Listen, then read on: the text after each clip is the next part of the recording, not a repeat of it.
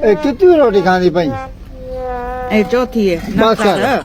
खाने वडे ना। तू कोफ्ते खवेला बैठा मैं को कोफ्ते पिया तू क्या खानी है?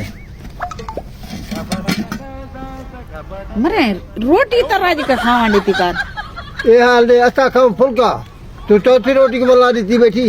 तो साग जो है मजा देना पर साग आज मैं चौथी रोटी खादी वेनी यार 4 रोटियां माफी भाजी दे अच्छा तू बन किदे जितना तक काम दे होता है जरा काम करे नहीं उन्हें घर में खाली कर काम कर अगे जिता मैं काम करे नहीं होता नहीं खांदी आज साग पकाए मीमा के एक ही बारी बात है ये महीने दी कसरत नहीं कड़ी हो जा ये कसरत भाई निकलती है 155 की दाल खाती बैठी है।